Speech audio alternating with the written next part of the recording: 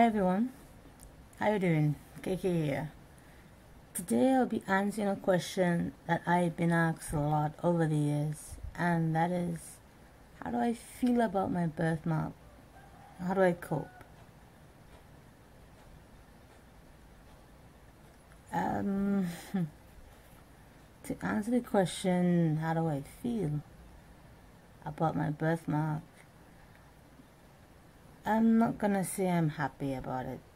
I mean, I was born with a birthmark. I don't see it as a joyous thing. So for me, I have a birthmark.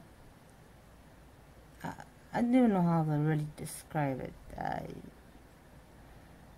All I can say is that I'm just not happy about it. I don't hate it, really. But I'm not happy about it. And to answer the question, how do I cope? I've always assumed that this question is pertaining to how do I cope with people who react to me because of my birthmark. The truth is, sometimes I forget that I have a birthmark. It might seem a little bit weird, but that is what happens. I am sometimes more self-aware of my pimples and how crooked my nose is, that I could probably lose a few pounds on my stomach, than I am of my birthmark. Now, it sounds a little weird, but sometimes I just put my mind in a place that I don't think about it. I just don't think about it. I made a vlog earlier this week, but I decided to do another one after reading a comment on the video for my GoFundMe campaign. And there's a comment saying, WTF. What the? When I first read the comment, I just immediately brushed it off. I ignored it. That is pretty much an automatic response, because I expect things like that. And I replied to the comment, and then I decided to reply again and say, that's not cool. This is not something I normally do, but I have started reacting that way. So, I mean, you're looking at my video and saying WTF. This is my GoFundMe appeal. Not cool, man. Not cool. Not cool. I don't know if the comment is still there right now, but I will leave it up. I will leave it up, because that is how people do react to me. So that's how I cope sometimes. I ignore it. I don't really pay attention to things that people say and react. It just goes right over my head. Other days, obviously, it's not always like that. I mean, that comment might not bother me today, but tomorrow it might. But for now, I'm okay. I'm comfortable with it. Mosquitoes, go away. Now, I think this is for me, how I cope with stupid people. It depends on their reactions. Some people react in a way that I don't know how to describe it.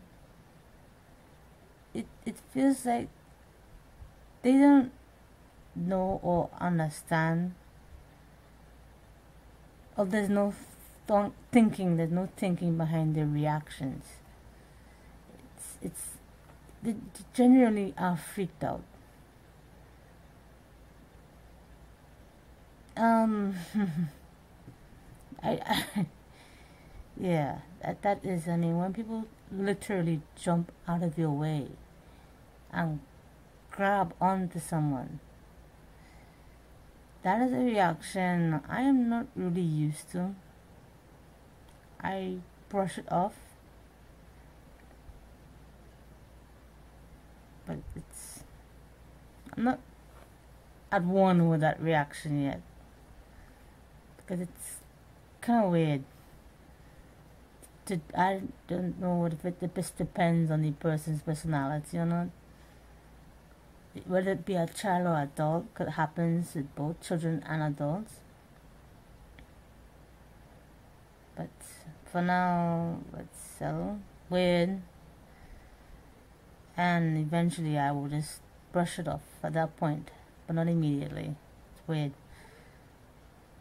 People who approach me in a very aggressive manner, that is very difficult to cope with, because when somebody is approaching you like that, they are up on your face. Usually they want to touch you on your arm or your face. That takes a lot of restraint. And the best thing for me is just to walk away, get out as fast as possible. It's really difficult to deal with. I've been so mad. I mean, how can you come to somebody and ask them and insist that they listen to you? I mean, you need to have some understanding of what the other person is feeling. Do they want you to come and tell them what you want, what you think? It's not right. There's no consideration to how I feel. The other reactions I have are children in particular that don't want to sit next to me. They see me and they totally freak out. It is very uncomfortable, and sometimes even a little sad, because I mean, this is a little kid totally freaked out, and the parent is doing the best to get the child to sit next to me, and sometimes even too scared to walk by me. It's a little heartbreaking, because the kid is a kid, and the parent often looks embarrassed, and they just don't know what to do. I would try to encourage the child. I'll say hello. I would motion, come and sit next to me. And no, there's no way of getting around that. It's a really difficult situation to be in. But I gotta say, my number one way of coping would be ignoring. Weird as it sounds. Ignoring people. I mean, I love music. When I go out, I've broken my headphones yet again. But when I go out,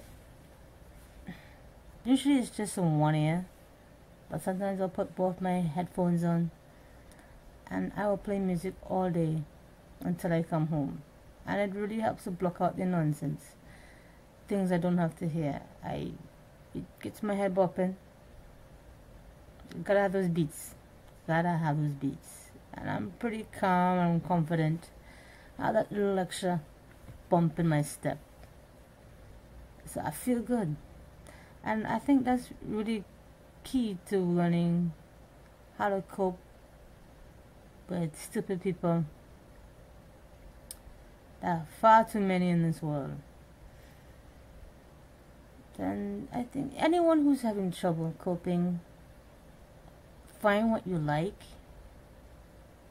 find what you're really good at, and really engage yourself in those things. Because not every day is a good day. It's definitely not. But if you don't find positive ways to deal with it, I should say, you're gonna head down a really bad road. And it's okay to head down a road sometimes and get in the funk and get down, but you can't stay down too long. You need to remember that you have to come back up. And the longer you stay down there, the harder it is to pull yourself back up. So find something good, something that you like to do, and engage yourself in that. I mean, I enjoy music. I enjoy going to the beach. I don't go as often as I should or would like, but it's a great place to go just by myself. Take a little time to arrange some thoughts in my head, you know. And I also enjoy doing work in the community, volunteer work. I don't do as much as I used to, especially as we moved away from one area. But it is nice to be able to become involved in things to help people. You know, that's a really great thing to do. I mean, if you do something you enjoy, you feel good.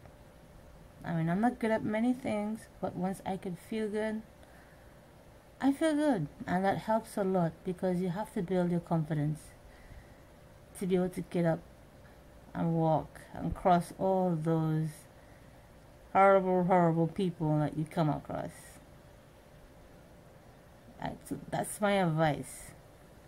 Okay, I hope this was meaningful for some people, anyone who needed it, and for the people who asked me those questions.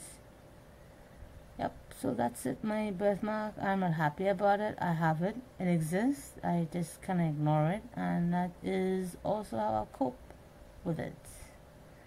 So until next time, take care out.